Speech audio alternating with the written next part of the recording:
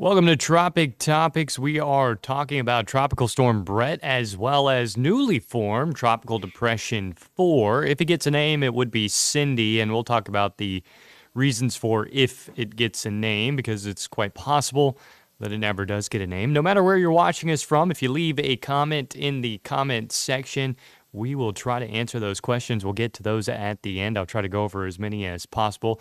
If it's something I've addressed already in the video, I'll just suggest that you go back and watch as far as that goes. But certainly we'll get to those questions and try to answer those. What was going on across the area now, looking live on the tower cam here. It's not too bad outside. Thankfully, things have been a little more scattered today as opposed to the concentration of showers and thunderstorms we were expecting for today. So it's certainly good news, and we will take the luck whenever we can get it because we certainly have that upper low still hanging out around. So shower and thunderstorm chances still remain high as we go throughout the evening hours into the overnight. And unfortunately, again, for our Friday as well, but we'll start to return to a more normal pattern as we get into the weekend. So good news all the way around. Tropical activity shouldn't be much of a bothersome for us either. So welcome for joining us. If you don't have the Storm Track 13 app, mypanhandle.com, wherever you're watching from, Storm Track 13 app is great for whatever you are doing. Beach, boating, forecasts, as well as lightning notifications. We were talking about this yesterday. Spencer, of course, running the show for us. We were talking about the reasons to use it, and getting notification that lightning is nearby before you hear thunder has been something that we have both experienced on the app multiple occasions. So that's a pretty cool little feature for the app if you don't have it. Again, it's the Storm Track 13 app. You can find that on the Google Play or Apple Store. But live on our tower cam here, and of course our temperature 83, but with the dew point at 74, it feels like 90 out there, and the wind out of the south-southwest. That is the sea breeze cranking at 13 miles an hour. Unfortunately, still do have some rough surf conditions, so we've got double red flags still flying. You can see the upper level lows spinning across the southeast here. That's what's been plaguing us with the shower and thunderstorm activity. It seems like coastal areas just can't get away from a midnight to 4 a.m. thunderstorm. And unfortunately, we may do that again tonight as well. You'll note that upper low just providing plenty of shower and thunderstorm chances. Thankfully, that trough is a little bit offshore, whereas we were expecting that to be onshore today. So, again, we'll take any luck that we can get, especially when it comes to the potential for flash flooding or even severe weather. So, thankfully, those storms staying a little further south than expected today. So, good news there. But again, if you have any questions, concerns, comments, anything like that, go ahead and put those in the comment section. I've got my Facebook page up. We've got the Facebook page from WMBB up as well. So if you put a comment anywhere, we should be able to find it no matter what they are. Here's the latest on Tropical Storm Brett. We'll get right into it. Brett is being heavily sheared, a little more so than expected, even at this point in time. You'll note that it's pretty far south off course, and it really doesn't look all that healthy. The low-level center is exposed even already at this point in time, just based on the convergence that happens with friction as it approaches the Windward and Leeward Islands here.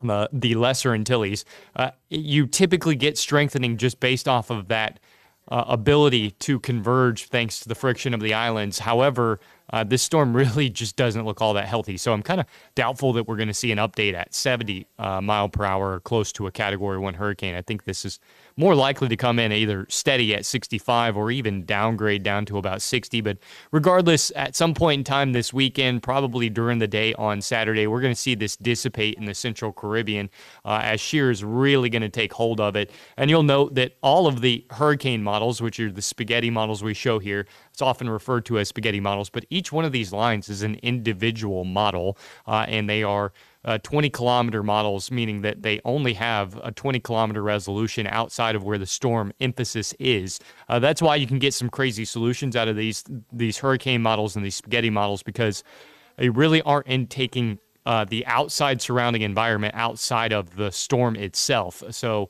the further time step you go down the line, you can get some really crazy solutions. But regardless, you can see that the models are all pretty much on the same board. And by the time we get to it to dissipate, trough grabs it, starts to throw it back across Cuba. But by that point in time, there won't even be a storm there. So really, that'll just be the leftover moisture that gets pulled north on that trough. But that is the latest on Brett. It is moving off to the west at 14 miles an hour, and the max winds at 65, minimum pressure down to 1,002 millibars of pressure. So really a weak storm overall and not of consequence. How about Tropical Depression 4? It's moving to the west-northwest at 15 miles an hour.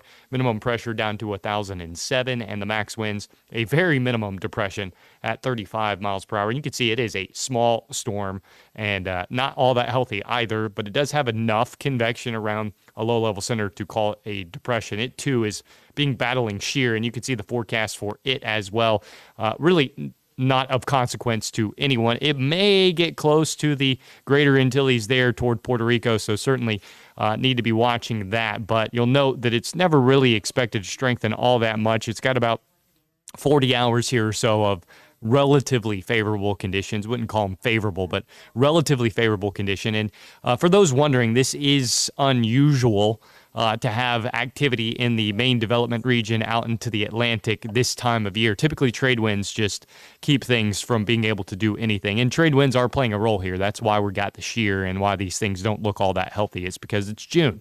So climatologically, you got a lot of wind out there, and you don't have a lot of favorable conditions. And even though there is a narrow window here of favorable conditions across the Atlantic, it really still is pretty hostile out there. So the warm water temperature for this time of year, as well as the relatively favorable conditions, allowing for a couple of storms to develop, but really not of consequence at all. And this will be a depression by the time we get into early next week. This was should be somewhere north or east of the Bahamas, and then being pulled north with the same trough that eventually is going to rip Brett apart as well, and we'll collect the moisture from that. So neither one of these, really, moisture or storm, are going to make it to the U.S. mainland.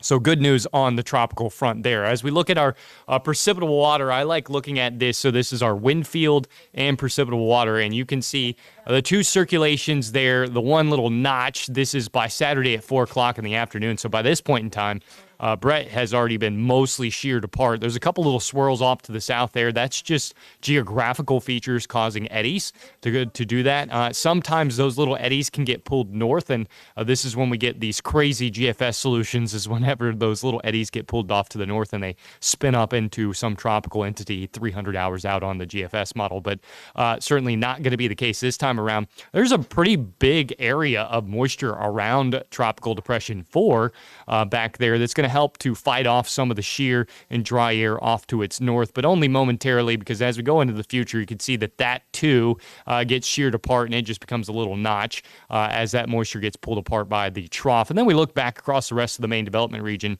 and you can see all the moisture out there, but no spins or swirls as we go into next week. So there'll be a couple little areas to watch, a little wave that's going to try to come along at some point in time next week. You can see that right there. That's that extension going toward the Lesser Antilles, the Windward Islands, as well as we'll be paying attention to the southwestern Caribbean. We're always paying attention to that area. More times than not in an El Nino season, anything that gets trying to go there gets pulled across into the Eastern Pacific, and then we get an Eastern Pacific storm. So probably nothing as we go into next week as well. And then finally, you see the big northeast wind coming into the main development region out of the Azores back off to the east there, where the blue and the yellow and the green are showing up. That is finally a high pressure system setting up, which is typical for this time of year, which is usually why we don't see any activity in the main development region, because we get a ton of Saharan dust thanks to that big high pressure system across the Azores. But thanks to the pattern that has bringing us the showers and storms, it's been the same pattern that has helped to bring high pressure across the Atlantic and warm those waters. So we're starting to see that pattern flip as we get into the weekend, and that should turn the tropical activity tap off for at least a little while. So this year, the big term is going to be El Nino, not only for our weather pattern here, because it obviously plays a role. It changes the jet stream, and that's why we've had the unusual severe weather activity, has been all thanks to that big dip in the jet stream, thanks to El Nino. And that pattern can be really, really stubborn, and El Nino is notorious for causing patterns that last 2, 3, 4, 5 months, whereas during La Nina or even neutral years, we usually see a change in the pattern about every 15 days or so, which is pretty healthy, because you don't want to see storms traveling over the exact same areas. Same thing as you don't want to see dry areas staying dry over a long period of time. That's how you get drought. So El Nino is a little more famous for drought and flooding conditions, because the pattern just gets stuck, versus La Nina, which favors a a similar pattern and similar pattern type of activity, which leads to drought and flooding, but just in different areas. So depending on the ocean temperatures really can play a massive role in our overall weather pattern. In fact, the oceans probably play the most role in our weather pattern and climate in general. It's just the water temperature out there as well as the circulations can dramatically change the weather pattern. So that's what we've got going on. If you have any questions, comments, or concerns, go ahead and put those in. I haven't seen anything yet on here. I do see how many, let's see here. Samantha said, how many do you think will actually hit Florida this year? There's really no way to tell. To be completely honest, it's an El Nino year, so more than likely we're going to see storms stay in the Atlantic. That's what is typical when we forecast stuff. We're not wizards. We don't know everything, and we certainly are just playing the role of a probability game. That's what forecasting is. It's probability. It's not predicting the future. It's not telling you exactly what's going to happen. It's telling you what's most likely to happen because that's all we know. We don't actually know what's going to happen. No one does. It's impossible. But we have all of these models that give us at least relatively realistic solutions, and then we take that and we say, okay, what is reality based on what we have set up here? And what is the most realistic solution based on our experience and how we see the pattern playing out? And some of that comes into just luck. We just guess at stuff sometimes because we just think that's the way it's going to play out. Sometimes we're really good at that. It's a very good educated guess, but that's what it is. So when we're talking about how many storms are going to hit a certain area this year, who knows? It really only takes one. We have no idea how many storms will even get close to Florida this year, or even the U.S. mainland. We might have 30 storms out in the Atlantic this year, but because of El Nino, they may never, ever get close to the U.S. So that's one of the reasons why I harp on when you go to other pages and you see these social media sites saying 25 storms predicted from such and such agency in the Atlantic. And again, it's the same thing as if somebody said, oh, there's only going to be 10 storms this year. Well, who cares? There's 10 storms that don't affect anyone. It's exactly the same thing if there's 30 storms that don't affect anyone. It doesn't matter. It doesn't matter. So that's why we say keep up with the forecast, keep up with what's going on, because in reality, until we have storms out there and until we have an actual forecast of where those storms are going, it doesn't matter. It doesn't matter how many storms are going on in the Atlantic. It doesn't matter if the Atlantic is 5,000 degrees. None of that matters because if there's not a storm, the Atlantic could literally be boiling, and it doesn't matter. There's no storm to take advantage of the boiling water. Who cares?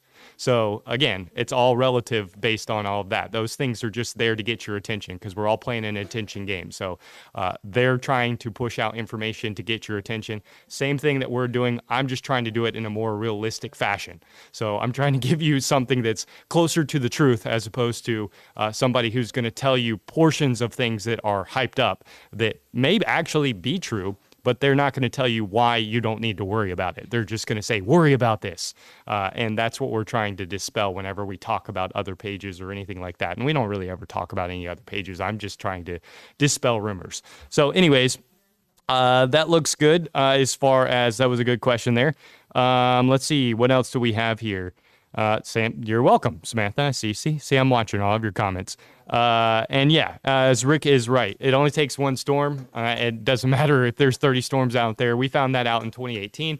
2018 was actually a weakening El Nino. So that was an El Nino year, but it was a transition year from El Nino to neutral. And then we had La Nina for the last 3 years, which really played a role in all of the activity that we had. So all the other climatological factors are pretty irrelevant. It was more or less La Nina and the pattern that was established that created all of that activity. And even with that, last year should have been hyperactive, and it wasn't. It was a normal year. That was because we had wave breaking. So a big high pressure system wave breaking, crushing what should have supported a very active season. Didn't happen. So again, that goes back to those early season predictions. Who cares if you got a bunch of storms out there or not? If there's mitigating factors, it doesn't matter. So looking at a precipitable water, going back to our forecast, tropical activity, that's where we'll wrap it up on that. I don't see any other questions on the tropical activity. And Spencer is shaking his head no over there. So he's not seeing any either. So looking at our area, we are still concerned about the potential for flooding and flash flooding. We do have an aerial flood watch. More or less, that just means the ground is saturated. And if you get storms to repeat over the same areas, you can get a a flash flood warning posted pretty easily. We've seen flash flood warnings around the area over the last 2 days. I believe Houston County had a flash flood warning for a good portion of yesterday around Dothan, as well as portions into Georgia, currently under flood warnings. And then we have several river flood warnings ongoing through the Bend as well. So there has been a lot of rain. And if these thunderstorms repeat over the same areas, that's where the concern becomes. And there's no telling that that is going to happen. It's kind of one of those situational things, like just the trough being a little further south. That helps to keep us a little more dry today. If that had been a little further north, we could have seen those thunderstorms just training over the exact same areas. So thankfully, we're getting a little bit of a reprieve, kind of an unexpected reprieve, but we'll take it. I mean, like, you take luck anytime you can get it. So that's what we got going on. We do have some storms out there. They're mostly along I-10. The sea breeze helping to push those inland just a little bit, as well as offshore. So we'll be watching pop-ups out of the south and west to work onshore, especially as we go into the overnight hours, unfortunately. And we're going to be watching for wherever these boundaries set up stationary, because that is the big concern today. So some heavier storms working along I-10 from Bonifay to Chipley back over to Mariana. Our futurecasts continue to show a pretty good realistic solution, but for those that don't like the midnight thunderstorm, just close your eyes, because our futurecast is once again hinting at the fact that we could have some heavy thunderstorms right along the coast, into Bay County, into Gulf County, right around midnight tonight. And then those could continue into the early morning hours with pop-up activity right along the coast. So, yeah, I'd suggest if you want to get a full 8 hours tonight, maybe go to bed early. And then just wake up with the storms like we all have over the last couple of days, because it looks like we're going to see a repeat of that. And then even into Friday afternoon, we may be a little more scattered with the activity inland. And same thing on Saturday, a little more traditional Saturday. Land breeze, shower and thunderstorm activity near the coast, then sea breeze activity inland as we go into the afternoon. And Sunday, the first day since Tuesday, that we have only a 30% chance at rain. So everyone say hurrah and have some fun with that, because the first real chance of that. And then next week, we look pretty normal for the weather pattern. Might have a couple of days here or there where we have some enhanced rain chances, but this time of year, we should have about a 40% chance of rain. So pretty typical to see a 30 to 40% chance of rain this time of year on the forecast. And that is exactly what we are going to see going through next week. So that is good news. And again, I'm scrolling through the questions here, still not seeing anything. So we're going to wrap it up right there. That's it for this edition of Tropic Topics. Again, mypanhandle.com, as well as the Storm Track 13 app, all great places to get weather information. A lot of times you guys ask me questions, and more times than not, I either go on to the app or I go on to our weather page on mypanhandle.com, and I just screenshot it from there and send you the answer to those questions. So if you don't feel like asking me directly a question, you can probably find the answers that you're looking for on the Storm Track 13 app or on our website, because there are a ton of resources, probably more so than you even realize. We've got rip current information on there. We got beach and boating forecast information on there. We have the rip current safety video on there that is especially important over the last several days as double red flags continue to fly out on the county beaches. So all of those things are important, and I'll leave you with this. If you're here visiting, or you know someone visiting, or you got family or friends coming down or whatever, that's a great place to start, because no one, whether you're coming to visit or you've lived here forever, no one should be getting into the Gulf of Mexico without being able to identify a rip current. If you don't know how to identify a rip current from the coastline, you shouldn't be getting in the water, because chances are you're going to put yourself right into a rip current. And if you can't identify a rip current, at least know how to escape a rip current, and then know what to do if you see someone caught in a rip current, and know a human chain is not the answer. That is typically how you end up with more victims in the water and less people being rescued. So the times that human chains have worked is just pure luck.